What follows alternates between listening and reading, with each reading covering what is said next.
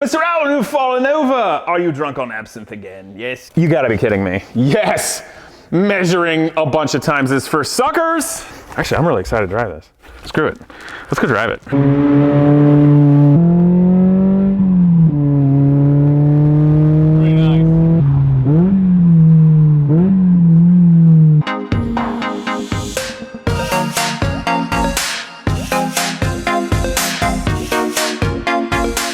What's up, people? Today we're going to work on the Toyota MR2 and install the seats. It's a very important thing, and a seat is one of the coolest upgrades you can do with a car. The trouble is when you get the universal racing seats, they come with universal brackets that really don't fit any car, and it's a big pain in the butt, and frankly, that's the reason why I haven't put these in yet and I've worked on everything else. Because with seats, you want to get exactly perfectly right, because if you have them in the wrong position, it's always going to suck when you drive it, and then that makes the whole car feel like it sucks. Or it might be unsafe, and that's no good either. So we're going to do that. I started making up some brackets. We got to fit those and put them in. But also, Agent Andrew Howell with Avalon King's channel, they are talking crap to me with their Fiero.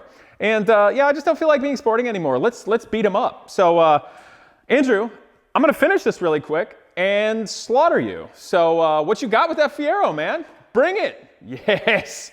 Even Mr. Owl. By the way, if you're just coming to this channel right now, it is zany, but it's entertaining and actually educational, so you've come to the right place. But Mr. Owl, yes, we will destroy him. No, we will destroy him. Yes, we talk with small puppets for no good reason. So let's just put the seats in and regain our sanity. Come on over.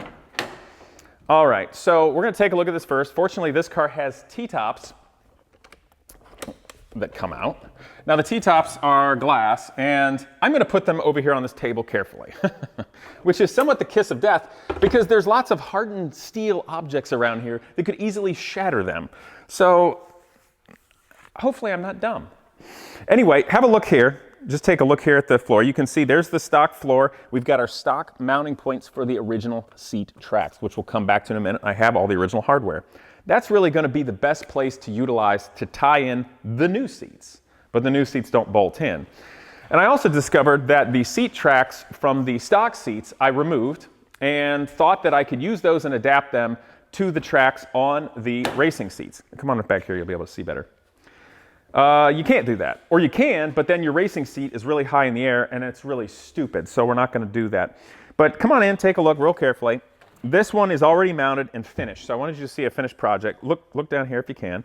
One, I was able to route the stock seat belt through the racing holes of the seat, as well as this over here. So, for myself, and I'm rather tall, but I am fairly skinny, this actually works out very nicely, and I do have proper kind of biomechanic ergonomics. So I do feel that this is going to be very safe, frankly safer than the original one.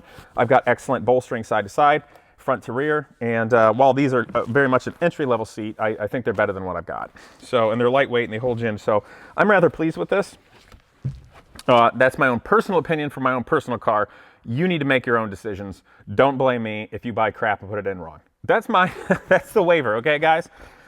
So, there we go, and then if you look here, if you can see, come on in, and we're going to see the seat brackets I made, but I used the original points, and now I had to weld together steel that bolts to those original places, gives me a nice flat surface for the supplied NRG brackets to go on, and then have studs that come through that I can bolt it down. Now this is not adjustable, or at least easily. You'd have to take the seat off, unbolt it with the 4 nuts and lock washers, and you'd have to move it. But this is also the passenger seat. So I'm 6'1" and I fit fine. A little bit of a taller person could still fit, and obviously a shorter person could fit. So there's no reason to ever move the passenger seat, and it's in there really, really well.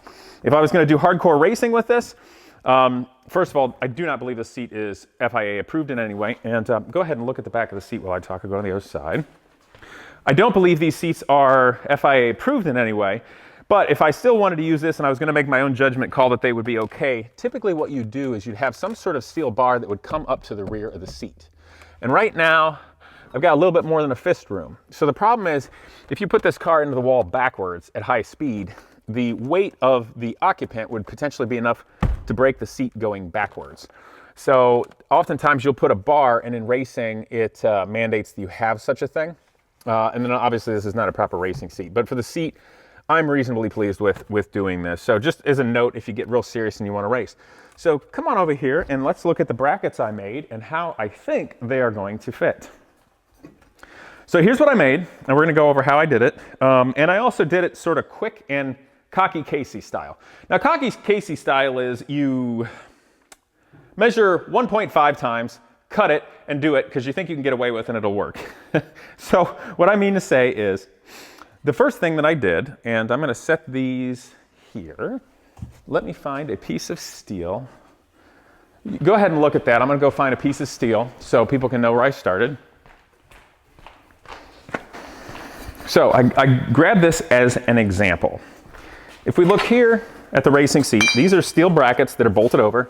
They have a lot of very wide holes here that gives you room for things being mismatched or off, and obviously room to go forwards or back if you adjust it. Obviously, if you put the bolts in at the extremes, all the way out like this or all the way in like this, you're not going to be able to adjust it. So you have to do it in such a manner that it can move like that. So something to keep in mind. So these don't fit flat on the floor of the car, the unibody structure. If you come on in, this is a frame rail type thing, we'll call it. It's a lateral structure here. And these bolts, it bolts on the front of it. And these are really nice, strong, well-engineered bosses of strength for it. In the rear, you have two that go down at a little bit of an angle, and they're at different heights. So what I did was, I had some of this steel. It looks to be 1/8 inch thick wall, 2 inches by 1 inch, had a bunch of it laying around.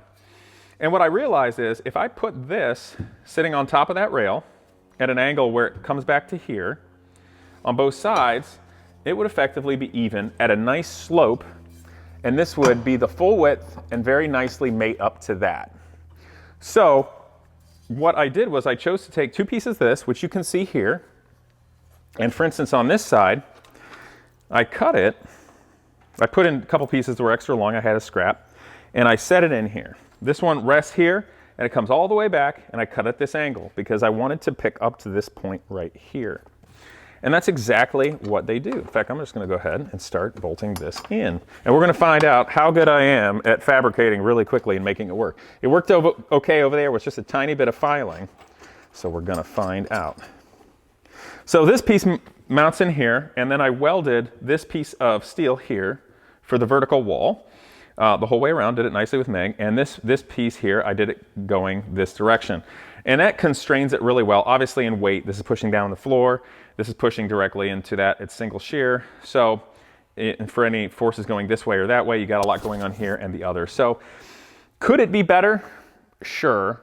But at what point are you building your brackets so insanely strong that the seat and everything else fails? If I was that concerned about this car having massive, insane FIA stuff, it'd probably also have a roll cage and it'd have multi-$1,000 seats. This is going to be my personal kind of street hot rod, and I have decided that this is pretty good for me. But keep in mind, you need to decide and consult Worthwhile Engineering things, and if you're going to do something in your car that relates to safety that's not stock, that's on you, okay? So be smart when you do it. I'm just showing you what I did. I'm not telling you to do the same thing. So anyway, here's the other side. Now the other side's a little different because I wanted this piece to go right over top of where that is. Now to do so and attach it, these tubes here, the walls provide vertical strength. If you just use a piece of 1/8 inch thick, 2 inch wide steel right here, it would be very floppy.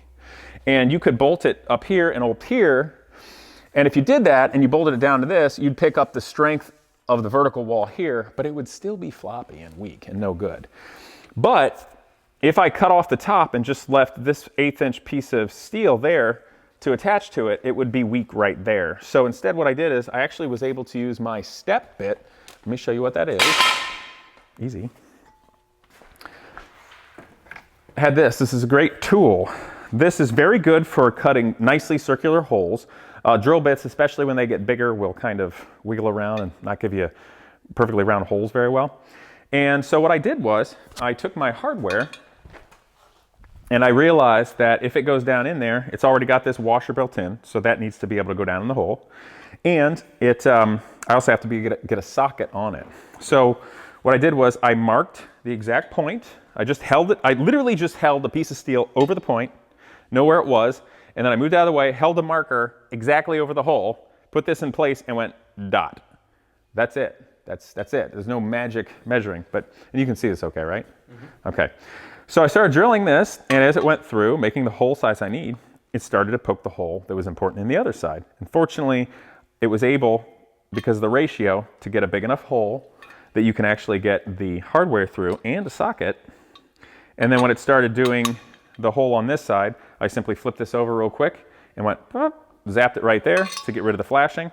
And what I was able to do is create very quickly a very nice structure. Now, if I wanted to be a little bit over the top, I could have welded this to give myself a little extra strength, but this is pretty darn strong as is. So from there, this then will mount to it. And the steel I have up here, I want it to be slightly flexible because frankly, the angles are not perfect. So that when you tighten it down, you want to be able to bend it a little bit without breaking and stuff, so it sits in place really nicely. So drilled that hole, and the holes I made just slightly bigger than the actual hardware. And I did that on purpose because the washer will more than make up for it, but this gives me a little bit of fudge room, just a little. And that's helpful when you're hand fabricating stuff. But still, I was able to do it with a reasonable amount of strength. So that goes in there. And then of course, this stock bolt here will go right on the front. And if I was smart, I would have already had the sockets here. Okay, so it's 14 millimeter. And one thing I'm gonna do is I'm gonna put my socket on the extension for this one here.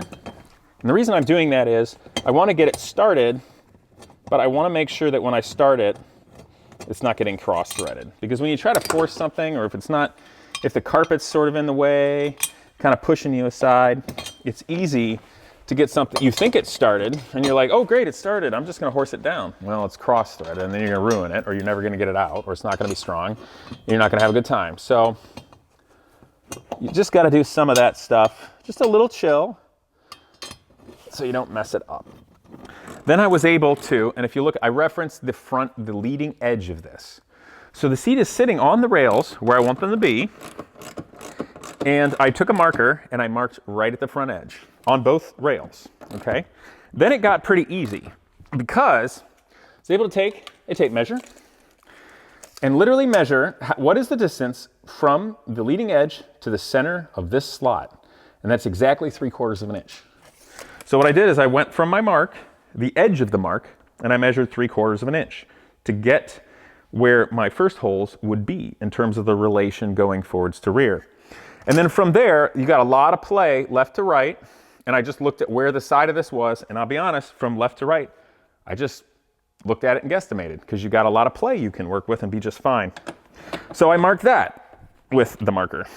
And then from there, once I had that hole, I marked my relationship from here to the center of one of these. I didn't want a lot of adjustment because I was going to zone them in exactly where I wanted. So it was the 4th one up. Now it would still give me 3 more holes of adjustment to go forward if a shorter driver was in it one day. But primarily I'm going to drive this car. So I locked it in there for me. So I measured my distance from that hole to the one back here. Somebody might mention, why didn't you reference the second hole from your measurement here? You could do that, but what I found is all the spacing of these holes, and you can come over here and look, a spacing of all these holes is equal. So if I by chance screwed up this measurement here,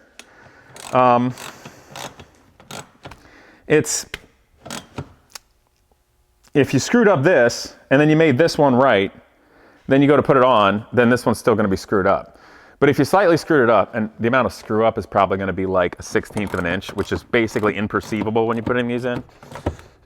So then if I reference off of the first one, which I probably got right, but even if you're off a little bit.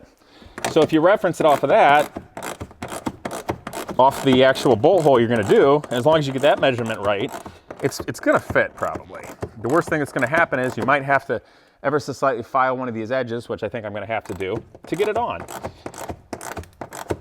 And the passenger seat did fine with that. Now I did find that the angles of these is slightly different. This one's a little steeper of an angle, this is a little shallower. So how I was able to make up for that on that seat was the side brackets, if you look here, I was simply able to take this screw out on one side and bolt it in there. That's literally the difference. So I was able to bolt these down strongly to the stock position of the frame and utilize the adjustments of the seat to get it right. And it made for a great angle where you're reclined the proper amount, so your arms have the right kind of slight ergonomic bend, so you can have the maximum response but also efficient strength on the steering wheel if need be. And that you have the right distance for your full sweep of your legs for the clutch, brake, and gas pedal. Okay, so seat tracks are in, things are reasonably clean. Mr. Allen, you've fallen over! Are you drunk on absinthe again? Yes, you're a recovering alcoholic, we know. T-top is out, and I talked to small animals. It happens. I'm leaving in the protective covering for right now, just so I don't jack it up. So those are in place, and we're gonna find out right now if I did this reasonably well or not. And you might wanna come over here. Now, one of the little kickers with this is you really have to get the seatbelt receptacle to come through right when you're putting it on, because if you put the seat in, then try to do it, you're gonna hate your life. How do I know this? I found that out yesterday, doing the other seats. Okay, so this needs to go back quite a lot. Ooh, it's being a jerk. Ooh, in case you do this right. Ooh, right? Maybe we did, maybe we didn't. Okay, all right, that's going on, let's see. Okay, so the right side is in place. Ooh, that fits. You gotta be kidding me. Yes, measuring a bunch of times is for suckers. Okay, well that miraculously worked. I'm going to bolt it down. Sometimes you get it. Force. Use your head, Casey. Use your head. Doggone it. Okay, that one's being a pain in the butt. Let's try the back one. I hate to say this, but I should have put on longer studs. It's not as easy to start it. I've got just enough threads poking out to properly get the nut to come through the nut. But the problem is when you have if you have a split washer and you have any discrepancies with the seat tracks, like they're kind of slightly bent, but then when you tighten them down, they're flat. But when they're slightly bent, it takes up the threads. It's kind of a pain in the butt. Okay, so what I just did is I put that nut on without the washer, and I'm gonna just snug it to kind of throw me a bone so I can hopefully get this to settle down real nicely. And then I'll take the nut right back off and put it on with a washer. This also lets me make sure that, yeah, that's going okay. That also lets me make sure that the threads are all good, because when you go to put the seat on, obviously it has these steel brackets, and if your measurements are off slightly, which they always are, and they come down, you can damage the threads, and then it can make it difficult to start the nut. Hey, it's working. That is fantastic.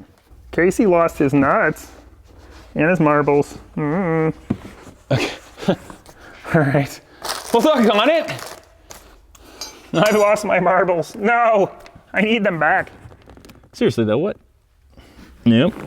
Nope. I swear I had 4 of them. Where'd it go? All right, whatever, I got more. Casey's got nuts for days.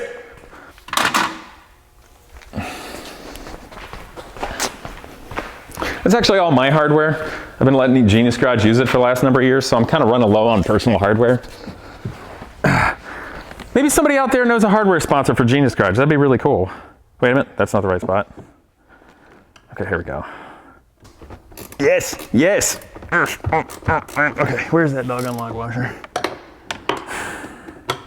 What up, camera guy? Do you know people gave me shit because I called the camera guy the last video, the camera guy, instead of his name? Like, you're being mean to the camera person.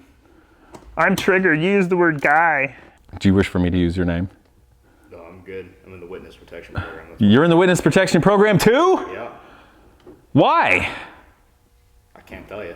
How many people here are in the witness protection program? I thought Genius Garage was a cover-up. Shh. Yeah. For smart people fleeing their horrible home countries. Yeah. Uh-huh. Well, at least it's in America. Yes. Were we still gonna do? You know what I found out the other day? Like pocket knives, right? I got a Swiss Army knife, a tool that I use to work and build on stuff. You know, you can't even have this on you in France or England, apparently. In England, if you have something like that with a screwdriver, if you carry a butter knife, you're like a criminal. How insane is that? That's crazy, right? It's ridiculous. Yeah. Are British people that nutty, or is the government that nutty? Like, that's depressing. Like, how would I get anything done? And if I was going to attack somebody, I wouldn't use a stupid Swiss pocket knife. I'd use, like, your hands are more dangerous. They probably let people have, if you go to a billiard room, they'd probably let people have pool cues, but you can't carry a pocket knife? Good point. I don't get it. I'm not knocking someone's culture or country. I'm just thankful that we actually can carry tools and get things done here.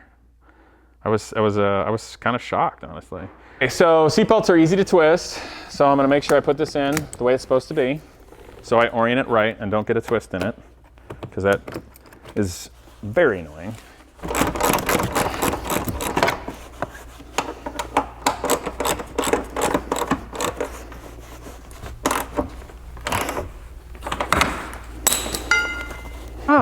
All right. Now I hope I put it in the right spot. Maybe. Actually, it's right on. So obviously you want to have a little bit of bend for your arms. If you're out like this, you can't drive a car effectively. And I need to be able to push have a look, come on back here. You need to be able to push the clutch all the way down and have your foot basically flat without applying too much pressure here. If you're going beyond and you got to like smush your leg down like this to do it, that's no good. You need to be able to move fast and really be able to dance and have the full control if you're drifting and stuff. But so you need to slightly crowd it, but have enough that you can be chill and relaxed. Hopefully put your elbow here if you're on a longer drive and go. So I'm pretty darn happy with it. There is a little bit of lean to the seat right now. So I think if I spaced this up, if I changed the hole in this and mounted it, we're talking about like a 1/16 to an 1/8 of an inch of moving this back right up. I'm leaning slightly to the right, which kind of works because I can sort of get the steering wheel, because the steering wheel is slightly off center because it's a small car and my legs have to go kind of toward the middle because the wheel is right there. So it works. I don't know. Let me see with the seatbelt on. Actually, I'm really excited to drive this. Screw it. Let's go drive it. So I don't know who owned this before, but they literally wired the fuel pump of this instead of a proper relay, which is garbage. Come on, you can do it.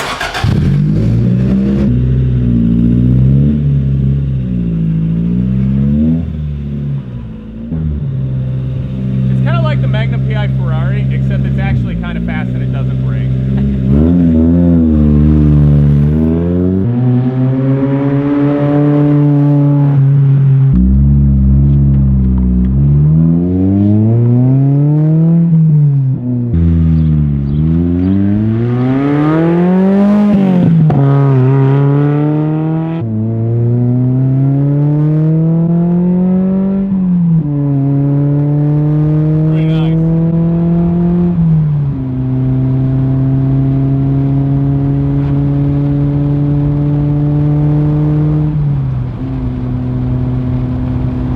I do think, you guys, the master cylinder might be a little bit bad. It feels sloppy for the rear brakes, but the front brakes are working well and I don't like the feel, so I think I'm going to replace the master cylinder.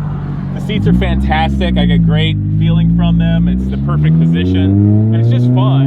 And the thing I like about this car right now and spending all this time, and thank you guys for watching and paying attention to the build, is I feel like a kid again. You know, I'm out here in the farm fields bombing around, scaring the horses.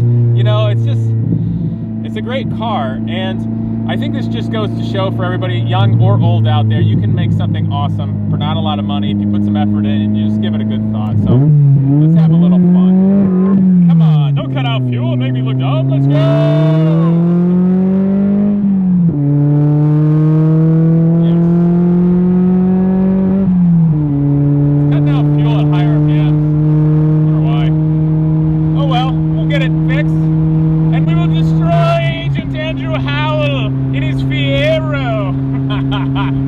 Funny to say that, Fiero. Oh, Avalon King. You have no idea who you're messing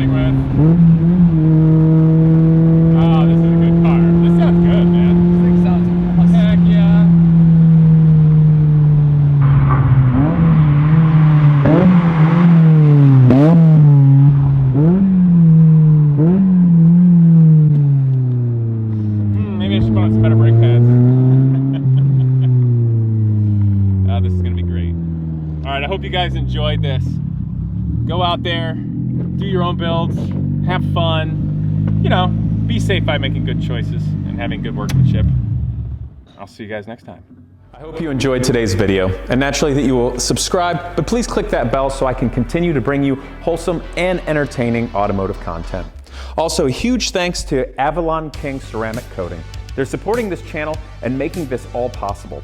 But more importantly, I'm looking forward to using it on all of my vehicles, including my old dirt bike.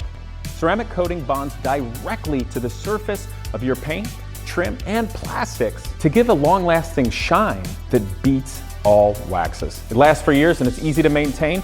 I've got it on my Viper right now, and my car has never looked this good. So give them a try. Again, thanks for watching, and I look forward to see you next time.